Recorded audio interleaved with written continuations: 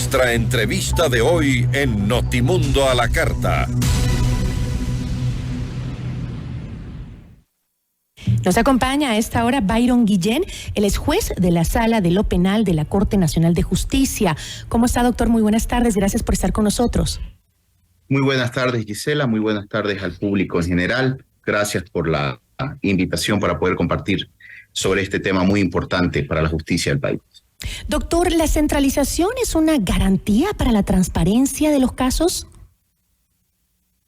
A ver, yo no hablaría de centralización, yo hablaría de lo que dice la propia sentencia de la Corte Constitucional, la 922-IN/22, en la cual me permito citar. Dice que esta unidad especializada permitirá superar la debilidad institucional, la falta de especialización de las autoridades judiciales y la vulnerabilidad de la seguridad de ciertas localidades que exponen al sistema judicial a mayor influencia de la corrupción. ¿Correcto? Por lo tanto, hay algunos aspectos, la propia seguridad de los jueces, la especialidad, la debilidad institucional es lo que ha permitido la creación de esta unidad. Recordemos ahora que nosotros tenemos métodos tecnológicos que nos permiten acercarnos a la justicia. Por lo tanto, podemos hacer audiencias vía Zoom, podemos comparecer virtualmente, los testigos pueden comparecer virtualmente, tenemos lo que es la justicia abierta. Entonces ya no podemos hablar de una centralización de la justicia si lo que buscan estas nuevas tecnologías de la comunicación que se están implementando en la justicia es acercar la justicia al ciudadano. Pero todos sabemos los problemas que existen en las diferentes localidades. Por poner un ejemplo en Esmeralda, la situación de la vulnerabilidad de un juez, no solo de un juez, del propio fiscal, que podría conocer estos casos de corrupción o crimen organizado. Si se trata de que, obviamente, tratar de que los jueces tengan mayor seguridad, también de que sean especializados en estos delitos, que es importante, entonces entendería que los casos estaban siendo tramitados por jueces que no tenían especialidad para hacerlo, ¿hasta ahora? A ver, todo juez de garantías penales está capacitado para conocer delitos de corrupción y crimen organizado. No podemos partir de la premisa que usted está indicando. Sin embargo, no son los únicos casos que estos jueces conocen. Conocen casos que no tienen que ver con estos tipos penales específicos. Lo que ha querido, en este caso, la Asamblea Nacional que pidió las reformas que actualmente están vigentes, es que existan jueces que solo se dediquen a tramitar estos casos específicos, que no son todos los delitos, son ciertos delitos que constan en un catálogo de delitos con circunstancias complementarias y que esos jueces se subespecialicen aún más en este tipo de delitos. Pero no podemos menospreciar que todo juez de garantías penales está preparado y debe estar preparado para conocer delitos de corrupción y crimen organizado. Pero doctor, este traslado de los casos no puede, como dicen algunos expertos, entorpecer los procesos. No, porque la inhibición permite justamente que el caso pase al juez competente, pase al juez de la unidad judicial para el que fue creada esta unidad judicial, y recordémonos que ya la Corte Constitucional emitió un dictamen en el cual dijo que aquellas reformas eran constitucionales. Entonces existe un aval constitucional y lo que va a permitir, al contrario, desde mi punto de vista, es darle mayor agilidad y que estos jueces que han sido nombrados cumplan el fin para el cual han sido nombrados, que es dictar sentencias dentro de esta justicia especializada, que nos va a permitir tener una mejor justicia de calidad. Doctor, ¿cuáles son los verdaderos obstáculos que existen para que los casos de corrupción y crimen organizado se pueda sentenciar a los peces gordos y no simplemente a los peones, que es lo que siempre vemos que pasa? Bueno, aparte de la unidad especializada en delincuencia organizada y corrupción, deben existir fiscales especializados. Esta resolución, específicamente la resolución 07-2023, aborda este ámbito y en una de su disposición transitoria dispone que la Fiscalía General del Estado también específicamente determine los fiscales especializados dentro de este ámbito para flagrancia, ¿correcto? Que genere justamente estos fiscales que atiendan la flagrancia en estos delitos especializados. Por lo tanto, si bien es cierto, la justicia especializada es necesario, necesitamos fiscales especializados, necesitamos agentes investigadores de la Policía Nacional que también sean especializados en estos temas. Necesitamos ir mucho más allá de las reformas que actualmente ya ha ido el Código Orgánico Integral Penal, que son necesarias, pero podemos ir mucho más allá para dar herramientas de investigación indispensables a la Fiscalía General del Estado. Recordemos que el juzgador no es el que investiga, el juzgador resuelve con lo que le traen. Y si queremos ir a los peces gordos, como usted lo ha llamado, esa es una misión fundamental establecida en el artículo 195 para la Constitución de la República. Entonces pensemos también dar las herramientas necesarias a la Fiscalía, no solo jurídicas, sino también materiales, con un cuerpo investigativo especializado. Si eso es lo que queremos, obviamente no podemos quedarnos solamente en la creación de esta unidad especializada, sino que debe ser complementario, debe ser integral este tipo de investigaciones, porque no recae la responsabilidad en el juzgador. Y en esto la sociedad debe tenerlo absolutamente claro. El juzgador responde en base a la acusación fiscal y a los méritos, obviamente, de esa acusación fiscal. Ahora, además de el tema sobre el debate de los jueces anticorrupción, esta mesa interinstitucional también abordará un pedido de los jueces sobre el tema de seguridad personal, que eso es súper importante también. Esta parte, pues, parece que no va a ser pública esta reunión. El ministro del Interior dijo que ya han mantenido varias reuniones al respecto de esta temática y que, pues, han arrojado ya algunos resultados. ¿Qué medidas de seguridad se han aplicado justamente para los jueces? Bueno, se están atendiendo por parte del Ministerio del Interior las medidas de seguridad respectivo incluso a jueces de la Corte Nacional que no cuentan con una protección y que han denunciado alguna amenaza.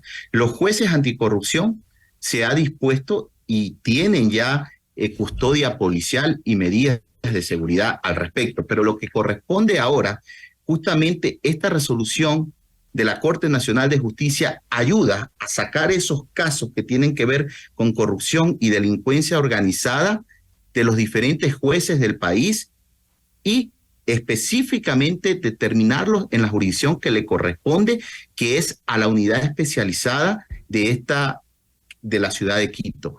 Correcto. Pero no solamente eso, sino que se ha dispuesto adicionalmente que existan más jueces especializado, es decir, que el Consejo de la Judicatura en un plazo determinado y en base al estudio necesario haga el nombramiento de más jueces para que atienda, porque recordemos que existen 2 jueces que ya tienen obviamente las medidas de seguridad, pero también se habla no solamente de las medidas de seguridad para estos jueces, sino las medidas de seguridad para los jueces del país que lo necesiten, pero que la policía tiene que ser más ágil, o con una simple llamada o con una simple advertencia, por lo menos dar una protección provisional hasta que se haga el estudio necesario si amerita o no amerita, porque también somos conscientes nosotros, evidentemente, de las deficiencias del personal policial que existe en el país. Pero si queremos garantizar efectivamente una transparencia, debe garantizarse también la seguridad en casos delicados que están conociendo juezas y jueces del país. Y ese ha sido el pedido reiterativo de la Corte Nacional de Justicia, de su presidente, del presidente de la Sala de lo Penal, de esta Sala de lo Penal, de la Asociación de Jueces y Magistrados.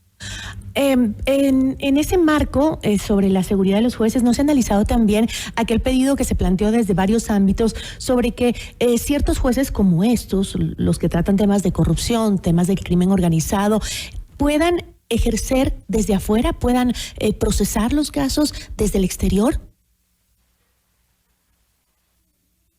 Han habido peticiones de esta naturaleza, sin embargo, lo que se está tratando de analizar y ver, pero debe ser en determinados casos específicos, es que se puede hacer mediante video audiencias, ¿correcto? Es decir, que los jueces no necesariamente tengan que estar presencialmente en la sala de audiencia, sino que puedan estar a través del medio que nos estamos comunicando en este momento, ¿correcto? Recordémonos que el juez incluso tiene ciertas facultades para declarar que ciertas audiencias sean sin público y ciertas audiencias bajo ciertos parámetros sean reservadas. Esas son otras herramientas jurídicas que el juez deberá aplicarlo en caso en concreto, pero no se puede hacer para la generalidad.